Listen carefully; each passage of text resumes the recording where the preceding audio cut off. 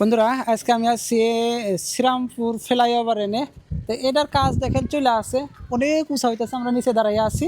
তো এটার আছে কিছু দৃশ্য আমরা ড্রোন দিয়ে দেখানোর চেষ্টা করবো। আপনারা হয়তো ধুবড়ি টু ফুলবাড়ি ব্রিজ অনেকেই দেখছেন, সেই ব্রিজের যেটা রাস্তা আয়সা হায়রা এই 27 নম্বর রোডের মধ্যে কানেকশন হবো। এই কানেকশনের এই জায়গায় একটা ফ্লাইওভার হবো, এটা আমরা আজকে দেখানোর চেষ্টা করবো।